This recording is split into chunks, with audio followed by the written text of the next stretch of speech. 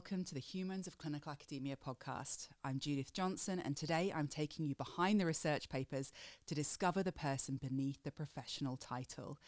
In each episode, I sit down with a leading clinical academic who shares their unique journey, what drew them to healthcare, how they found their path into research, and how they've overcome the challenges that they've faced along the way. These conversations reveal the determination, passion, and sometimes unexpected turns that shape outstanding clinical academic careers. Pharmaceutical drugs are big business. The global pharmaceutical industry makes around £1.2 trillion per year, an amount of money that's hard to even imagine. In the UK, nearly 10% of all healthcare spending flows towards these medications, but this is surprisingly modest compared to Germany and Japan, where they commit closer to double that amount. When this much money is involved, figuring out if it's being spent wisely and finding ways to spend less becomes incredibly important. The problem is that often these decisions aren't based on evidence. Our guest today started as a pharmacist but quickly noticed something important. Hospitals were using expensive treatments and technologies without knowing if these things were worth it. Instead of just accepting this, she took on a challenge and trained in economics. At the time, economists didn't tend to work in healthcare, so this was incredibly novel. She has since become a leading health economist, working to find ways that drug and healthcare choices can work well for both patients and health systems. With more than 150 published papers and £58 million in research funding, her work makes sure that financial decisions about our medications benefit from something crucial: the knowledge of a pharmacist. Professor Rachel Elliott, I can't wait to hear about your career today, but we always start Humans of Clinical Academia with our guests' favourite drink and why they've chosen it. So tell me, what is the drink that we're drinking today? Well, today, because it's the morning and not the evening, I haven't picked Veuve Clicquot champagne because I've got lots of meetings today. So what I've selected is an extra hot skinny latte from independent coffee shop called Java on opposite Manchester Oxford Road railway station. And the reason that I've picked this is partly because it is the best coffee in Manchester, and they haven't paid me to say that, but also because that coffee shop has been around since 1996, and I've been visiting that coffee shop since the early 2000s. And in the early 2000s, I had a very heavy teaching load, lots of teaching, lots of meetings.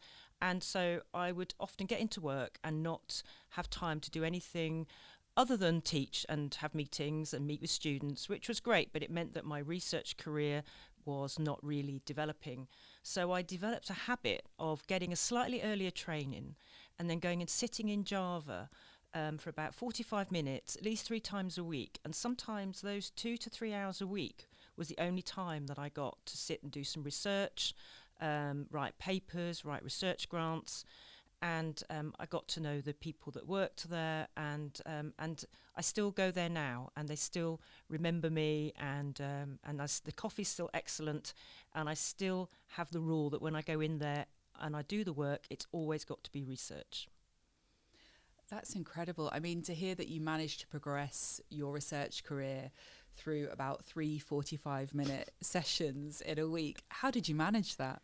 Well, I think it's more about just starting the day thinking about things like that. So thinking about a paper you're writing or a problem you're trying to solve or some analysis you're doing or reading a PhD student's chapter. And then I would walk down the Oxford Road towards the School of Pharmacy building where I used to work. And I'd be thinking about that rather than my first meeting. So, and then I'd get into the office, and the first task I would do would be related to that. So I think it just started the day off in a different way. And I'm very fond of that coffee shop. And in fact, I worked at Nottingham for 10 years as a professor of pharmacy practice. And so I only then went back to that coffee shop once a month for 10 years because I would go and I was part of NICE, and I would go to a NICE meeting once a month, and I would go into Java and sit and have my coffee and prepare paperwork for the NICE meeting. And they still remembered who I was and who and what I drank. So yeah, it's always been a sort of a little haven for me. Yeah, that sounds incredible. Are you a morning person naturally? Yes, definitely. Afternoons are not my strongest time for sort of thinking. So yeah, I like to do my thinking in the morning or late at night. So yeah, I got into that habit when I was a teenager, revising for exams. I would revise in the morning, have the afternoon off, and then revise in the evening. And yeah, I'm definitely a morning person. Yeah. So, Professor Rachel Elliott, you are one of a handful of pharmacists in the UK who is also trained in health economics. One of your main areas of interest has been in adherence, understanding why some people don't take the medications that they're prescribed. What led you to be interested in this part of research? Interestingly, it's one of the areas of research I sort of ended up in rather than chose to be in. So a colleague, mentor and friend, Nick Barber, was very interested in medicines taking and as a behaviour, and worked with health psychologists to look at reasons why people didn't take their medicines. And they developed an intervention that they then wanted to test in a trial, and then they wanted to do an economic evaluation alongside it.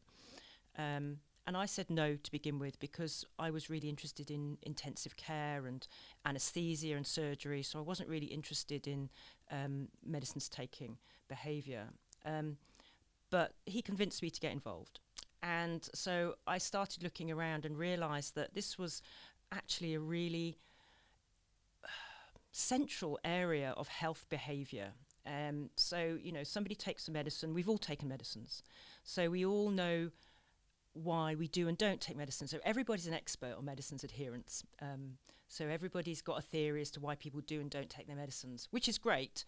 But what that then does is it then influences any policies that we have out there to try and improve medicines taking. So poor medicines taking, or medicines taking where you don't take the medicines as directed by your prescriber, we reckon that probably about 30% of medicines are not taken as prescribed. And if it's an appropriately prescribed medicine, then what you're doing is you're missing out on the benefits. And so it's considered to be one of the biggest avoidable harms in the world is sort of loss of health due to poor adherence. So increased asthma attacks, increased epileptic attacks, increased blood pressure and all of the sequelae from high blood pressure. But then that's not a good thing. So that harm is, potentially avoidable. But how do you support people to take medicines better? So there are lots of different ways that people try. So first of all, there's the paternalistic approach of just telling somebody to take it and telling them they're stupid if they don't take it. But actually, when you get down to it and you understand reasons for behaviour, then it's much more complex than that. So somebody may forget, but then we only tend to forget things that aren't that important to us. So, you never forget your mother's birthday, but you might not ever remember the postman's birthday. You may not take the medicine because you don't understand why you're taking it. So hypertension, for example, is an asymptomatic disease. So, you feel okay. Somebody tells you have this illness called hypertension. You don't really know what that is. And then they tell you to take these medicines that are inconvenient and give you side effects. So that might be a reason. You may not be able to afford to purchase the medicine. In the UK, in England, some people have to pay for their prescriptions, but most people don't pay for their prescriptions. But we know that increased prescription charges, or co-payments as it's called in other countries, is one of the strongest reasons for people taking fewer medicines, including essential medicines such as drugs for epilepsy and for schizophrenia. And also there are other reasons for not taking medicines. So you may not have access to your healthcare professional, or you may not actually trust or have a good relationship with your healthcare professional as well.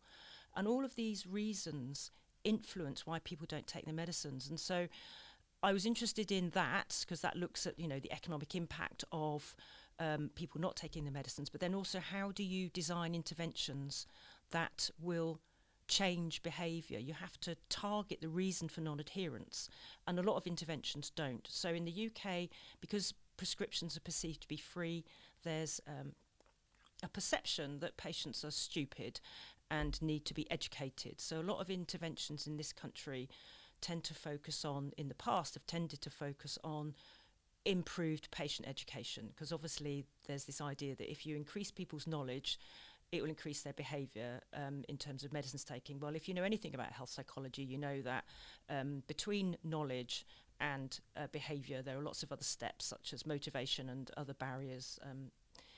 And then if you live in the US, then because people do have to pay quite a lot for their medicines, depending on what type of insurance or public scheme they're on, then there is a preponderance of research around what happens if you reduce the co-payments or prescription charges. So when I was working in the US and I said, well, in the UK, prescriptions are quite often free, but people still don't take their medicines, they were a bit shocked, because their preponderance of research and what they think is most important is reducing the co-payments. But actually, education and co-payments are only two things that can affect whether somebody takes a medicine.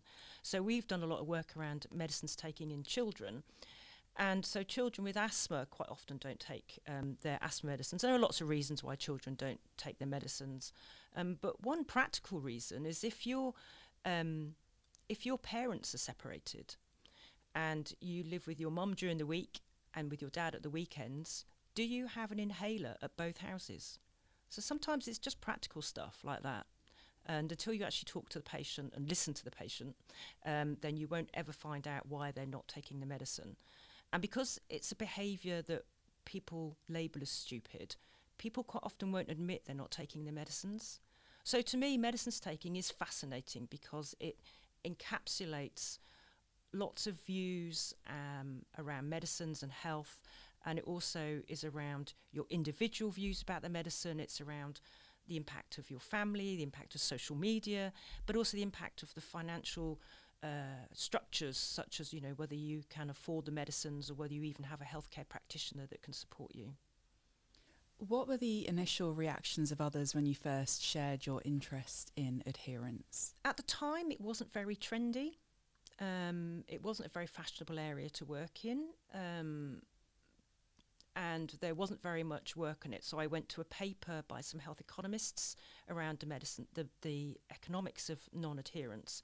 And I realised that they'd not looked at any of the clinical literature or any of the sort of literature around the reasons why people weren't taking their medicines. So it felt like they were only sort of talking about one half of the story. And then when I talked to people who were working in adherence, they weren't very interested in the economics of it. They didn't really think about the burden. So I felt that there was a bit of a hole there in terms of what needed to be done in terms of linking the clinical and the sort of behavioural literature with the economics literature. And what's interesting is at the time we couldn't get the work published in a large journal. The work that the intervention that Nick designed was around a pharmacist supporting people taking a medicine in a community pharmacy setting. And he led a small feasibility trial in the intervention and showed that it improved adherence, and I did the cost effectiveness work. It ended up being published in a fairly minor journal because the major journals weren't interested in it. And then also, when he wanted to get funding for the bigger, more definitive trial, the leader of that funding panel said, this will never be funded because nobody is ever going to pay pharmacists to provide a clinical service like this. So it wasn't very trendy, but then it was actually then the basis of a service that was designed quite a few years later, and they came back to us and asked for updated costings, and it eventually became the New Medicine Service, which was the first nationally commissioned service run by community pharmacists in England for that was based on randomised controlled trial evidence that we ran to show that community pharmacists could improve medicines taking in these groups of people. And that intervention has since been rolled out to another 13 or 14 illnesses in the country, but also, and I've been in contact with a lot of people around the world, at least 13 other countries have replicated the service in some way and used our work as a pro forma for them to design their own service around supporting medicines taking in people run by community pharmacists. So yeah, it was a very, when I give talks on this area, I use a picture of tumbleweed across the desert because that's what it felt like for a long time. And then when it started to become of interest to policymakers, when they started to see the economic impact of non-adherence and how this intervention could reduce that economic impact, then the picture that I used changed to the start gate, where horses coming out of a starting gate, where all of a sudden everything went very quickly and we were expected to generate lots of evidence and things happened very fast. It's time for your first picture. This shows an empty chair. Can you tell us about this?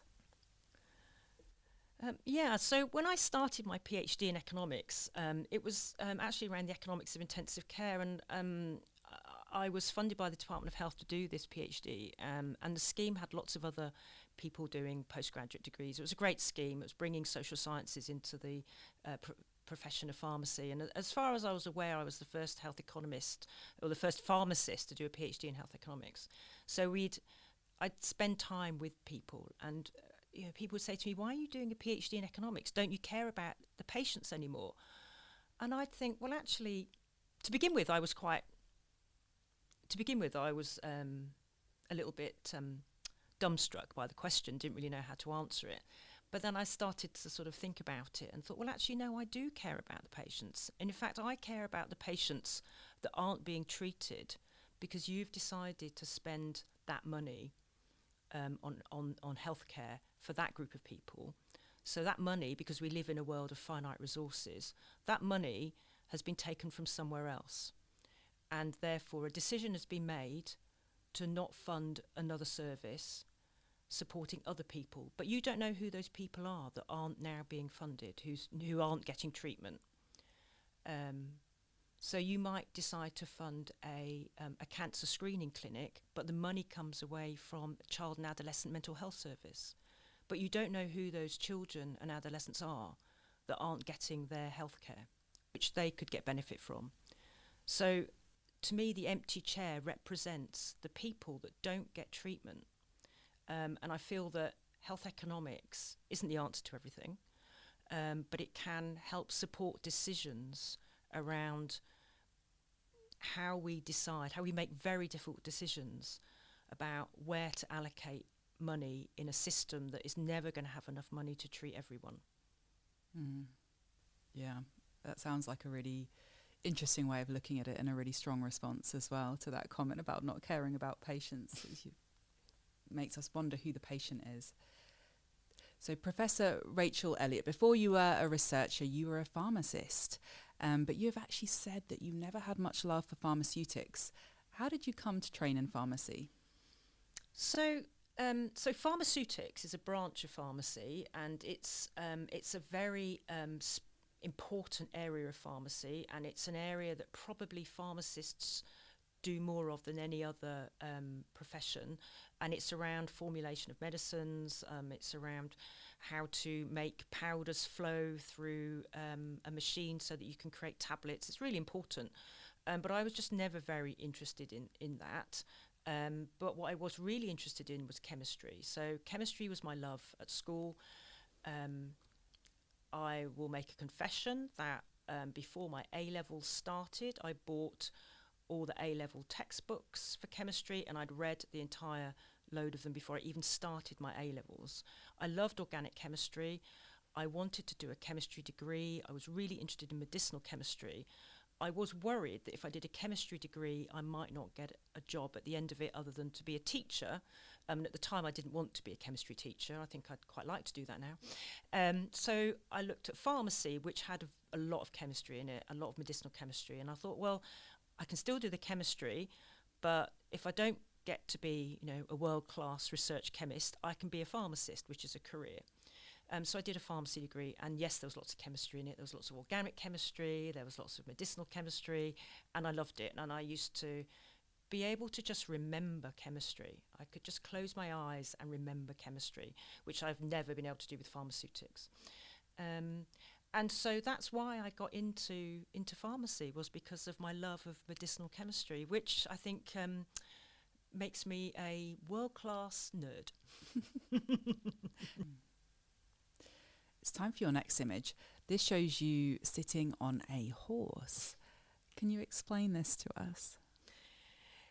Yes. So when I was asked to provide some images for this programme, I did think about thinking about work-life balance. I think there are a lot of people out there that have very all-consuming jobs. You know, we don't just do the job from 9 to 5. It sort of stays with us all the time, and it can become a bit of a passion or an obsession, and I think it's really important that you have something outside your job that is as important, if not more important. For some people, that's their family. For some people, it's all-encompassing hobby, such as sailing or running. And for me, it's horses. I didn't ride as a child, and I learnt to ride as an adult. And I bought a horse when I was doing my PhD when I was living in London, which, looking back on it, living on a PhD stipend and having to pay to look after a horse meant that I didn't really have very much free money. And that's one of the reasons why I ended up moving to Manchester, was because there was a job as a clinical lecturer. So I've carried on riding. I did break my back quite badly, and actually when I moved from I finished my PhD and moved to my job at Manchester, I actually broke my back 4 days before I was due to move to Manchester, and ended up on Oxford Trauma Unit on morphine with an unstable burst fracture around my spine, and was moved to Manchester in an ambulance on a spinal board. And so started my first job after my PhD a little bit late, and ended up having spinal surgery, and was recommended by the orthopaedic surgeon to never ride again. So 29 years later, I'm still riding. And I had to change tack slightly and stop doing cross-country. And now I do a bit of low-level dressage. And this photograph is me with my horse Lucas, who we've been together for 13 years, and we're at a championship. And it just epitomises for me how important it is to have something outside work that is important to you. And the other thing is that the photo is taken by my partner, Catherine, and without Catherine, I don't think I would be where I am today. Wow, that sounds like a really important hobby. Is Catherine also into riding? Catherine's a show jumper. She's a really good show jumper. She's an incredibly talented rider. She's one of the most talented riders that I've ever known. She's incredibly sympathetic. She can ride any horse. In her younger days, she's been known to jump a 6-foot fence. She's a very good horse rider.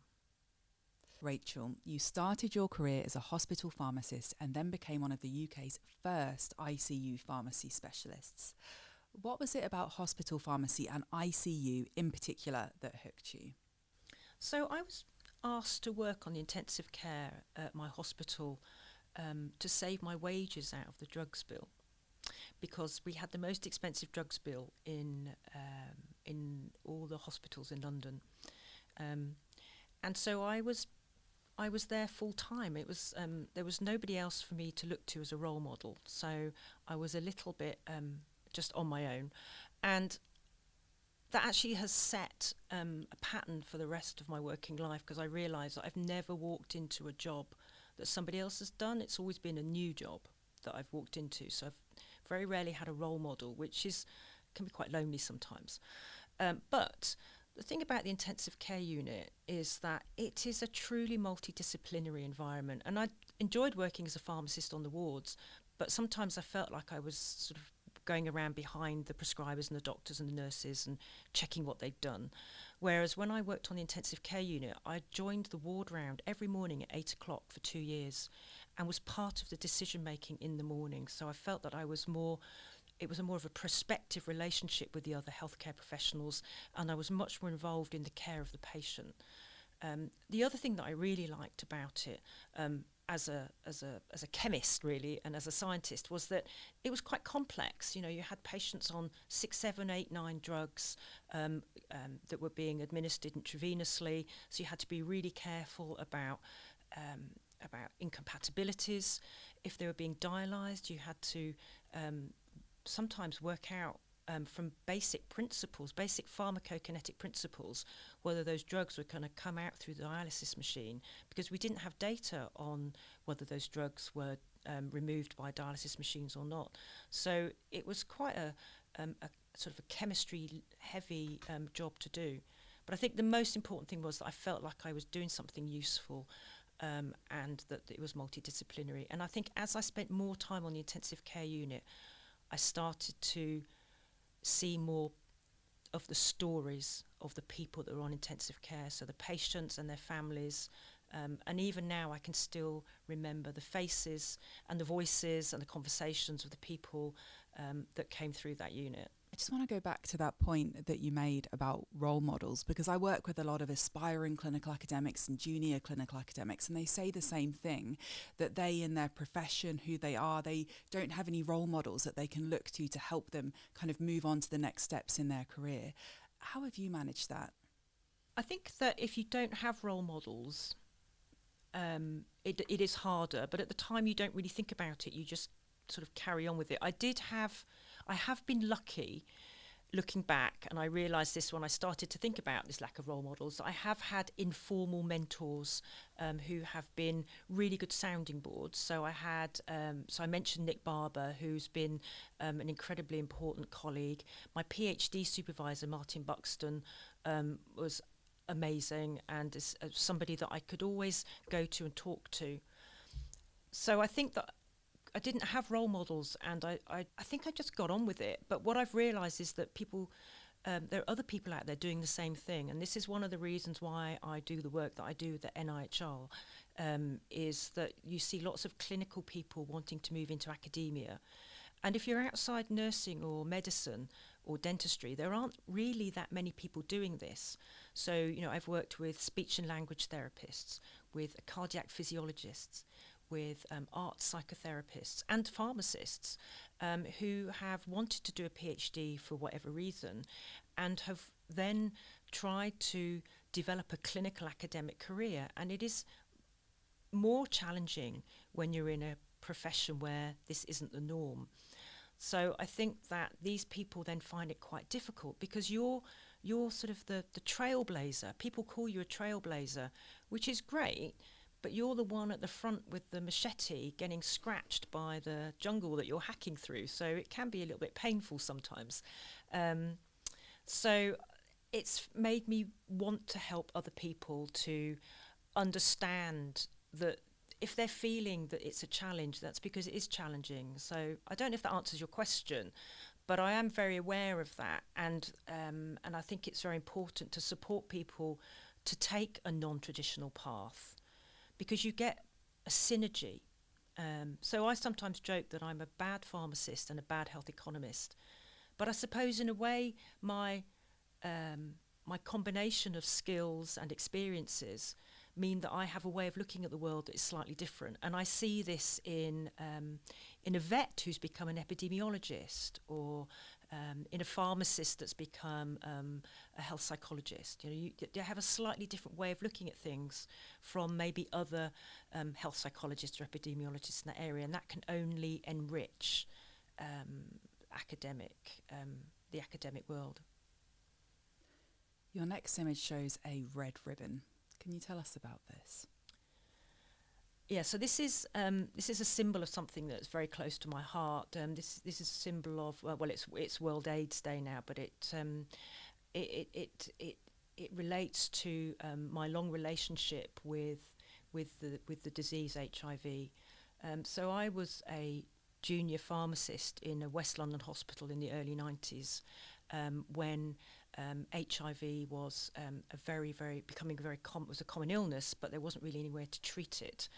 And in fact, the first ever clinical specialist pharmacists were HIV pharmacists. And one of my best friends at the time, Stuart, was an HIV pharmacist. And we used to see people coming in with HIV, but they didn't used to come in early, they would come in late. So they didn't tend to present until they had AIDS. And so when I was working on the intensive care unit, I would see somebody would come into A&E, and it was a common history where they'd had a chest infection, and they'd gone to their GP and they'd taken antibiotics and it had come back and it kept coming back, and then they ended up with very, very bad shortness of breath, and they ended up in A&E, and then eventually they ended up on the intensive care unit. And this common presentation of AIDS was PCP pneumonia, which is an incredibly serious type of pneumonia, which is very often fatal. So sometimes the first time somebody knew they had AIDS was when they were on intensive care unit with PCP pneumonia. And even though I was a pharmacist, I learnt to recognise what an X-ray of PCP pneumonia looked like. And I had, we had a patient on the intensive care unit who was a French waiter, and he came onto the intensive care unit, and it was around, it was 5 nations then, it wasn't 6 nations, and I was a big rugby fan, and he was a big rugby fan. We were joking about the rugby. I was telling him the French team were rubbish, which of course they weren't, they were winning everything. And then 3 days later he died from his PCP pneumonia. And we were running trials in HIV drugs. And to begin with, it was AZT or zidovudine on its own, and then eventually it became double therapy and triple therapy.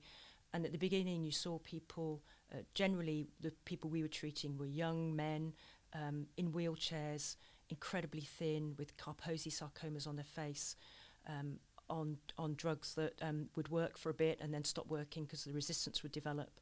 And it was incredibly, the images stay with me forever. But what happened was that through social activism, because the governments at the time weren't interested in putting money into trials, because they didn't want to be seen to be supporting a lifestyle that their voters didn't like.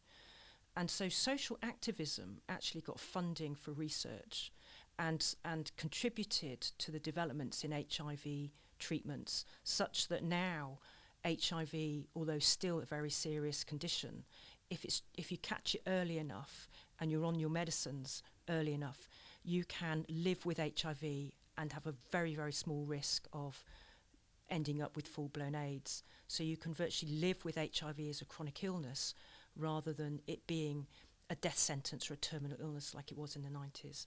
And to me, that watching that disease change in its evolution over the last 30 years is incredibly important to me. What advice would you have for a clinical academic who feels that they're not being supported in progressing their clinical academic career and maybe feels that what they're doing is controversial or going against the grain? What advice would you have for them? Don't give up. Find somebody you can talk to. Find your tribe.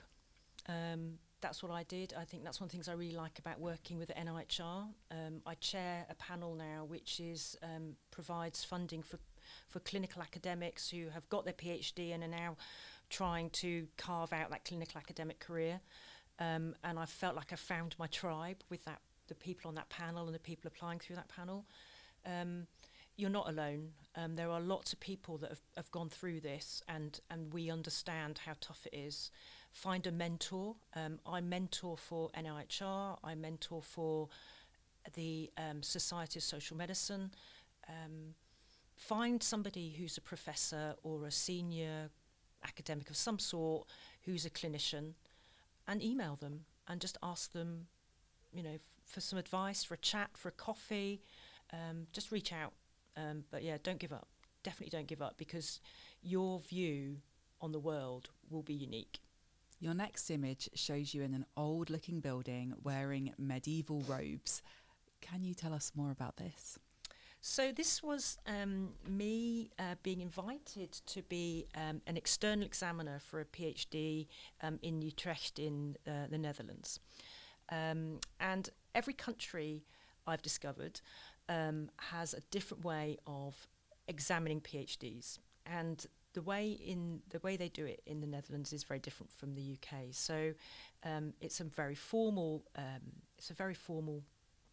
process, and they sort of dress you up in traditional robes, and the old building is this beautiful part of the I think Utrecht University.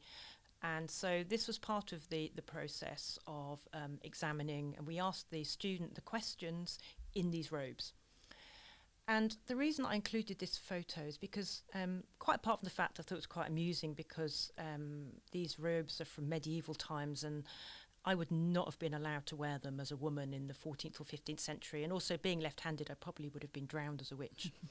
So I thought it was quite ironic that I was now wearing these robes and, in some small way, smashing the patriarchy. It's an example of when you work in academia, in clinical academia or whatever job you go into, you can end up doing things that you never imagined yourself doing. And this was one of those times. I took that photo because I thought, I never would have imagined myself wearing these clothes in a university in the Netherlands. And there's been quite a few situations in my working life where I've thought, if I hadn't decided to do this job or hadn't decided to, take this position, I wouldn't be here. I wouldn't be here at, I don't know, Harvard Medical School, or I wouldn't be going to the Blue Lagoon in outside Reykjavik. I wouldn't be going for a walk in the Blue Mountains outside Sydney, because I've come to work with a National Prescribing Centre in Sydney. All the different things that you end up doing because of making decisions to work in academia. It opens a lot of doors. So, Professor Rachel Elliott, let's go back to the start. You were born in Devon, but then you moved to Kent when you were about 11, growing up in the 70s and 80s. What was that like? Well, now looking back on it with the lens of being in 2025, quite interesting, but at the time it just felt okay. I come from a family, my mother was a legal secretary. My father was a carpenter, so worked full time. I was very fortunate in that I went to a really good school. I went to a girls' grammar school. It was a state grammar school, but we had a headmistress, Betty Trollope, who taught classics, who was completely convinced that her girls were going to be scientists. And so she was very, very keen on encouraging us to do science. And we had very good biology, physics and chemistry teachers. And because of her, I pursued my love of biology, chemistry. I wouldn't say I loved physics, but I saw the point of it. It's really easy to be retrospective and think about, gosh, do you remember the time when you used to put 2 pence in a telephone box and, to get your mum to come and give you a lift? But at the time, you just got on with it. I think one of the things that I was very fortunate about was that there was still a grant system. And I was able to go to university because I was on a grant. And I don't think I would have gone to university if I'd had to get a loan out, because the thought of that would have been too intimidating for me. And my family, my mother and my father are extremely intelligent people, but nobody did an O-level or a GCSE before me. And then I did A-levels, and then I went on and did a degree, and then went on and did a PhD. And my cousins and my sister have also done degrees and PhDs, and are teachers and economists. But our generation in our family was the first to go to university. And I think that was enabled by having a very, very supportive headmistress, and also having the ability to have a grant. Your last image shows you at graduation day with some students wearing flower garlands. What was this day? What was happening? This was a very special day for me. This was the one year where I had 3 PhD students graduate on the same day. So 1 Jordanian and 2 Saudi pharmacists that did their PhDs with me. So made a huge, leap of faith and came to the UK to do their PhDs. And all 3 of them graduated on the same day. So this was a really good day. And I picked this picture because it epitomises for me what I think being an academic is all about. It's not just about the papers and the money and, going and giving talks at big conferences or talking to government. It's about dropping the ladder and supporting other people to succeed and develop and say, yes, you can do this. So I have supervised quite a few pharmacists to do PhDs in health economics, and also sort of more broadly in health services research. and then to go back to their countries to then become associate professors and teach health economics and do research in economics in their own country. And actually the two Saudi pharmacists in that picture were there because my first ever PhD student, Sina Alagil, Saudi pharmacist, came and did a PhD with me in the UK and went back to Saudi Arabia and is a very well-known academic in Saudi Arabia now. And those two students were mentees of hers, and she encouraged them to come and do PhDs with me. So yeah, I think it's really important to support other people, to have the courage of their convictions, and do the things that they think are important, and enable them to develop their careers as clinical academics if that's what they want to do. Many clinicians feel really intimidated when they first start in research and overwhelmed by all the things they're expected to know to pull together a competitive grant or fellowship application. You've been incredibly successful with grant funding, and you're also the chair of the NIHR Advanced Clinical and Practitioner Academic Fellowship Awards. What is your advice for clinicians setting out on an academic career pathway? So it is intimidating, and it is a whole new set of skills, and I often make the people that work with me laugh because I say that research is like plumbing. You can sit in a lecture theatre and be told about plumbing, but you're not going to learn how to be a plumber until you actually go out and do some plumbing. And research is very much a hands-on, roll your sleeves up skill, and you need to be quite a practical person. You need to be good at time management. You need to be able to plan stuff, and I think so. It is. You have to learn by doing. But I think one of the key things that I would say as the chair of this panel is that you need to work with people who are experienced in research. It's a whole different set of skills from being a clinician. So work with methodologists. So if you want to design a trial, work with trialists. If you want to work with health economics, work with health economists. The same with epidemiology. You need to work with the right methodologists. Otherwise, it doesn't matter how good your idea is. If you can't design a good study, then you're never going to be able to produce any research that is of good enough quality that people want to listen to it. And the other thing I would say is make sure you work with the users of your research from the beginning. So patients, families, and clinicians as well. There's no good you designing intervention that a clinical psychologist isn't going to want to use because they haven't got time to do it, or it's yet another app or yet another dashboard. You need to work with the clinicians to make sure it's something they want to use. And patients are really bored of having research done to them. They should be the subject, not the object. And so therefore you need to get patients involved early on. Does this research even need doing? Is this what they want? And if it is what they want, how do they want it to be done? And how do you get to the patients that really need the service? How do you find the people that really need this, intervention to support depression or suicidal ideation or screening for breast cancer? How do you actually get to the people that need that service and design it so that they want it and use it? So I think, it's about building yourself a team. Are the skills needed for writing successful grant applications similar to those needed for writing successful fellowships, or are there any differences? I think there are some similarities. Fellowships are different from grants because a grant is about a project. A fellowship is about you as an individual, and the project is part of that fellowship, but it's also about you as an individual. So where are you at the beginning? So they want to know your, is this person on a trajectory to success? So what's your CV? What have you done already? What are your skills already? And then what do you expect to get out of this fellowship? Where are you going to be different? What training do you want? So you don't have to go into a fellowship saying, I know how to do everything. You might go into a fellowship saying, well, I know how to do this, but actually I want to expand my skills in, this area.